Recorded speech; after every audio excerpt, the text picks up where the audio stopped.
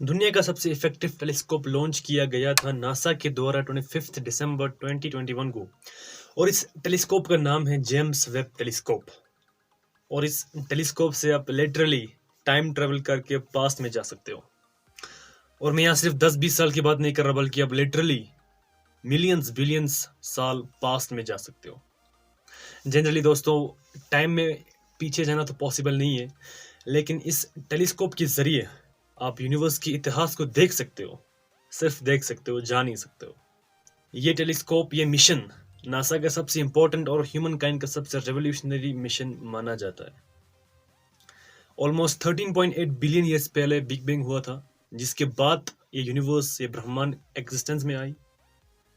और big bang के करीब करीब आप इस टेलीस्कोप के जरिए देख सकते हो। लेकिन आप सोच रहे होंगे कि यार ये कैसे पॉसिबल है कि एक टेलीस्कोप के जरिए हम पास्ट में देख सकते हैं। तो ये बड़ा ही सिंपल फिजिक्स है दोस्तों। चलिए इस वीडियो में ये सब जानते हैं। And liftoff. Allumage décollage. Punching a hole through the clouds.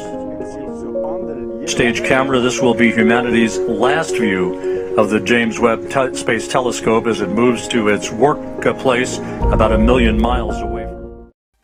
अब किसी भी चीज को देखने के लिए दोस्तों लाइट का होना बहुत जरूरी है। Light is the basic necessity for visibility. इसलिए हम जितना ज्यादा लाइट को कैप्चर कर सकेंगे किसी टेलीस्कोप के जरिए, उतना ही क्लियर फोटो हमको मिलेंगे। चाहे वो गैलेक्सीज के फोटोज हो, चाहे वो एक्सोप्लैनेट्स, चाहे जो भी हमको यूनिवर्स में फाइंड करना है, जितने भी ब्लैक होल्स जो भी हमको फाइंड करने हैं, उनकी क्लियर फोटोज के लिए हमको ज्यादा लाइट कैप्चर करने की जरूरत है। इसलिए ये जेम्स वेब टेलीस्कोप का मिरर बहुत ही खास है दोस्तों, क्योंकि इसको 18 हेक्सागोनल मिरर्स को जो कंबाइन करके एक ऑलमोस्ट एक सर्कल का शेप दिया गया है। और इसको बेरिलियम के ऊपर गोल्ड प्लेटेड किया गया है, क्योंकि गोल्ड ही एक ऐसा मटेरियल है दोस्तों जो रेड लाइट को सबसे ज्यादा रिफ्लेक्ट करता है, सबसे ज्यादा कैप्चर करता है एक से। तो आप लोग कहेंगे यार ये रेड लाइट इंपॉर्टेंट क्यों है? रेड लाइट के लिए इतना गोल्ड रखने की क्या जरूरत थी? तो यार ब्रह्मांड में हम सबको पता है कि बहुत सारे लाइट्स होते हैं, जैसे कि X rays, visible lights and ultraviolet rays. उसी तरह एक अलग तरीके का एक इलेक्ट्रोमैग्नेटिक स्पेक्ट्रम होता है, जिसको हम बोलते हैं infrared lights. Infra means below, red means colour. यानी कि इंफ्रारेड रेड लाइट की फ्रीक्वेंसी से कम, यानी कि वो लाइट जिनकी फ्रीक्वेंसी रेड लाइट से कम है। हम सबको पता है दोस्तों कि विजिबल लाइट्स जो कि ह्यूमन आइज को विजिबल है, उनमें 7 कलर्स होते हैं। विबग्योर आपने पढ़ा होगा क्लास में। उसमें सबसे बड़ा वेवलेंथ होता है रेड का, और रेड जो है इनवर्सली प्रोपोर्शनल होता है फ्रीक्वेंसी के। जितना बड़ा वेवलेंथ उतनी कम फ्रीक्वेंसी। इसी तरह रेड लाइट की सबसे कम, विजिबल लाइट्स में सबसे कम वेवलेंथ है, सबसे कम फ्रीक्वेंसी है रेड की।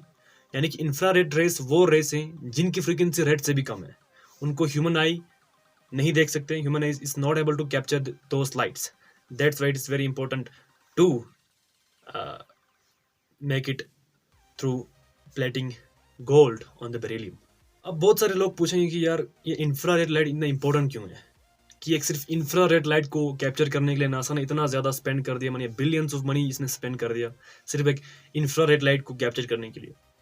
तो यही जो इंफ्रारेड की जो प्रॉपर्टी है, इंफ्रारेड लाइट्स को कैप्चर करने की जो प्रॉपर्टी है, यही इस जेम्स वेब टेलीस्कोप को बाकी टेलीस्कोप से खास बनाती है, इसकी एक अलग पहचान बनाती है।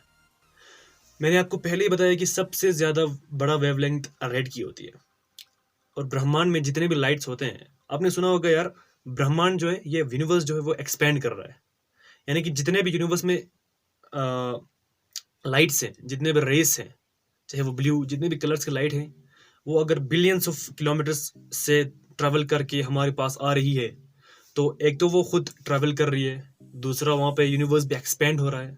तो अगर यूनिवर्स एक्सपेंड होगा तो उनका वो लेंथ भी स्ट्रेच होगा, और जितना ज़्यादा लेंथ स्ट्रेच होगा उतनी ही ज़्यादा गैप होगी क्रेस्ट में। आपने सुना होगा क्रेस्ट में उतनी ज़्यादा गैप होगी, और वही क्रेस्ट को हम बोलते हैं वेवलेंथ। यानी कि उनकी वेवलेंथ बढ़ जाएगी। अगर वेवलेंथ बढ़ जाएगा तो जितने भी कलर से वो रेड कलर में कन्वर्ट हो जाती है। इसको हम रेड शिफ्ट इफेक्ट बोलते हैं दोस्तों। इसको फिजिक्स में रेड शिफ्ट इफेक्ट बोलते हैं। इसीलिए दोस्तों इस रेड शिफ्ट के इफेक्ट की वजह से यूनिवर्स में ज्यादातर इंफ्रारेड रेज पाए जाते हैं, और यही वो इंफ्रारेड रेज है जो मैक्सिमम से मैक्सिमम बैरियर्स को पार करके हम तक पहुंचता है, ये रेस, और हम इन रेस को अपने टेलीस्कोप में कैप्चर कर पाते हैं। जो पिछले जो हमारे जो टेलीस्कोप थे उनमें ये थोड़ा इंफ्रारेड रेस को कैप्चर करने की एबिलिटी नहीं है। अब ये जेम्स वेब टेलीस्कोप खासकर डिजाइन किए गए हैं इंफ्रारेड रेस को कैप्चर करने के लिए, ताकि हमें क्लियर से क्लियर फोटोज मिल सके। तो अभी आप पूछेंगे कि यार ये क्या बोल रहे हो, मतलब ये रेड लाइट क्यों आ रहा है, रेड लाइट क्यों अपने बैरियर को पार कर पाता है, और ब्लू रे या फिर ग्रीन रेस या फिर कुछ और कलर के रेस क्यों मतलब बैरियर को पार नहीं कर पाता। ये सिंपल फिजिक्स है दोस्तों। मैंने पहले ही बताया रेड लाइट की जो वेवलेंथ है वो बहुत बड़ी है, सबसे बड़ी वेवलेंथ रेड लाइट की होती है, इंफ्रारेड की तो उससे भी ज्यादा होती है, क्योंकि मैंने पहले ही बोला इंफ्रारेड यानी कि रेड से छोटी। इंफ्रारेड रेड कलर की फ्रीक्वेंसी से कम है, वो रेस जिनकी फ्रीक्वेंसी रेड कलर से कम है। और मैंने पहले ही बोला red frequency is inversely proportional to wavelength, जितनी कम फ्रीक्वेंसी उतनी ज्यादा वेवलेंथ। अब ये इंफ्रारेड रेस की वेवलेंथ बहुत बड़ी होती है दोस्तों, और जितना बड़ा वेवलेंथ होगा तो उतना ही उनमें गैप होगा, उतना ही उनके क्रेस्ट के बीच में, कंसेक्यूटिव क्रेस्ट के बीच में उतना ही गैप होगा, और जितना ज्यादा गैप होगा उतने ही बैरियर्स उस गैप को पार कर सकेंगे, और बैरियर से बिना टकराए, बिना कोई डिस्टर्बेंस के हम तक ये infrared billions of kilometres, billions of light years, I would say billions of light years travel करके हम तक पहुंचती है, और हम इन सब को अपने टेलीस्कोप में कैप्चर कर पाते हैं। अब यहाँ पे टेम्परेचर के भी बहुत बड़ा रोल है दोस्तों। जितना ज़्यादा टेम्परेचर होगा, जितना ज़्यादा हम टेम्परेचर को इंक्रीज करेंगे, या जितना ज़्यादा टेम्परेचर होगा उतनी ज़्यादा वेवलेंथ होगी, यानी कि wavelength is directly proportional to heat. Temperature जितना ज़्यादा होगा उतना ही ज़्यादा इंफ्रारेड रेस होगी उस इन्वायरमेंट में। इसीलिए मतलब हम देखते हैं कि आर्मीज और ये rescue teams in snow glaciers में जो फंसे लोग, आर्मी जो मतलब रेस्क्यू करने जाते हैं, वो लोग इंफ्रारेड गॉगल्स पहनते हैं, ताकि वो इतनी ठंड में इंसान, अगर कोई वहाँ पे एक ह्यूमन अगर फंसा हो ग्लेशियर में, तो उसको उसके बॉडी की हीट की वजह से इंफ्रारेड लाइट वहाँ से आती है उसकी बॉडी से, क्योंकि वो हीट है, बॉडी में हीट होता है, इसलिए उसको कैप्चर कर सके। तो यहाँ पे एक और प्रॉब्लम इमर्ज होता है दोस्तों कि मतलब एक स्पेसिफिक पोजीशन हमको प्लेस करना पड़ेगा जेम्स वेब टेलीस्कोप को, ताकि वो सूरज की गर्मी या अपने प्लेनेट की गर्मी, हमारे प्लेनेट का भी एक थोड़ा टेम्परेचर होता है, मून का भी एक थोड़ा अपना टेम्परेचर होता है, उन सब से बच के एक फिक्स पोजीशन पे उसको खड़ा करना पड़ेगा, और बहुत ही कोल्ड क्लाइमेट में उसको, कोल्ड एनवायरनमेंट में, कोल्ड प्लेस पे उसको फिक्स करना पड़ेगा, ताकि वो खुद ही गर्म ना हो जाए। मतलब सोच ही देखो यार, मतलब वो खुद ही इंफ्रारेड रेस को कैप्चर करने की मतलब कैप्चर करने का काम है उसका, लेकिन वो खुद ही गर्म है पहले से ही, तो ये it will create lot more disturbance कि यार जेम्स वेब टेलीस्कोप खुद में ही इतना ज़्यादा गर्मी है, मतलब लाइट से वहाँ पे लाइट रेज आ रही है, यहाँ से मून की रेज आ रही है, मून की मतलब रिफ्लेक्शन आ रही है, तो उन सबसे उसमें गर्मी पड़ जाती है, तो फिर ये मुमकिन नहीं है। तो यहाँ पर कुछ लोग कहेंगे कि यार चलो यार, ये तो सिंपल सी बात है, मतलब जेम्स वेब टेलीस्कोप को मून पे भेज दो, क्योंकि मून पे तो बहुत मतलब -170 डिग्री सेल्सियस हो जाता है। चलो यार, मतलब मान लेते हैं JWST यानी कि जेम्स वेब टेलीस्कोप ने कॉम्प्रोमाइज़ कर लिया इंसानों के साथ, चलो यार मैं भी कॉम्प्रोमाइज़ कर दूंगा। एक्चुअली जेम्स वेब टेलीस्कोप को मतलब एक सूटेबल क्लाइमेट यही है -223 डिग्री सेल्सियस में रखना, उसका एक फिक्स्ड एक टेम्परेचर है, लेकिन वो चलो कॉम्प्रोमाइज़ कर लेगा। For example suppose JWST suppose that वो कॉम्प्रोमाइज़ करता है, चलो यार मैं भी 170 में मैं एडजस्ट कर लेता हूँ, लेकिन जैसे ही सुबह होगा, जैसे ही मून पे सुबह होगा, James Webb telescope will be destroyed, क्योंकि मून पे सुबह होते ही 170 degree Celsius +170 degree Celsius temperature बढ़ जाता है, क्योंकि मून पे कोई भी एक एटमॉस्फेयर नहीं है, क्योंकि एटमॉस्फेयर नहीं है, और रात में बहुत ज़्यादा ठंडी होती है, और मॉर्निंग में बहुत ज़्यादा, डे में बहुत ज़्यादा गर्मी। इसीलिए दोस्तों साइंटिस्ट ने मिलकर एक फिक्स पोजीशन प्लेस किया है जेम्स वेब टेलीस्कोप को, जिसको हम बोलते हैं L2 पॉइंट, यानी कि लैग्रेंज 2 पॉइंट। ये पॉइंट क्यों खास है दोस्तों, ये मैं बताऊंगा आपको, क्योंकि ये 1.5 million kilometres away from earth है, सबसे दूर भेजा जाने वाला telescope 1.5 million kilometres from earth, which is about 3 times the moon, distance of the moon from अर्थ।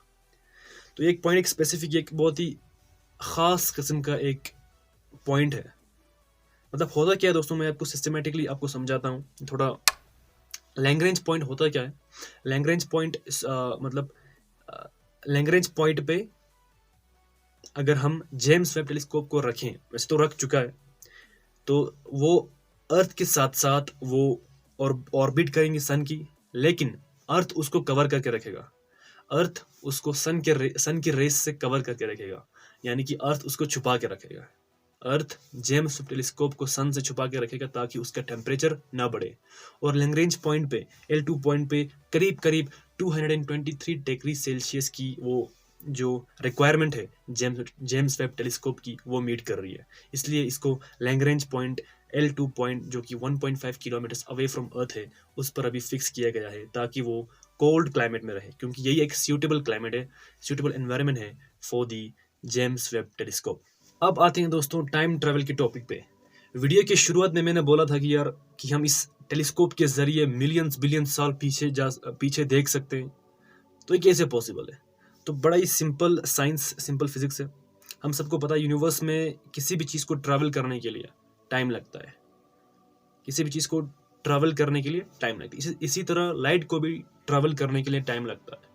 मैंने पहले ही बोला, light is the basic necessity for visibility. किसी भी चीज़ को देखने के लिए हमको लाइट आनी चाहिए, उसकी चीज़ की लाइट हम पर पड़नी चाहिए, हमारी रेटिना तक उसकी लाइट आनी चाहिए। और जितना टाइम लाइट किसी दूर ऑब्जेक्ट से हम तक आने में लगाती है, उस बीच में हमारे प्लैनेट पे या फिर हमारे जो इन्वायरमेंट में जो भी चीज़ है उनमें बहुत ज़्यादा टाइम पहले से ही बीत चुका होता है। क्योंकि लाइट को भी बहुत साल, मतलब 100 million years, 100 million light years या फिर 10 light years, 20 light years travel करने में लग जाते हैं। तो उसको ट्रैवल करते करते यहाँ पे टाइम बीत जाता है और हम 10 साल बाद आने वाली एक लाइट को हम देखते हैं। मैंने एक ट्वीट किया था दोस्तों कि यार if you want to travel time, if you want to do time travel, then just look up at the sky and just see the stars in the sky। और मैंने ये फिजूल में नहीं लिखा था दोस्तों, ये इसके पीछे एक लॉजिक की, इसके पीछे फिजिक्स है, क्योंकि ये थ्योरी ऑफ रिलेटिविटी से लिया गया है।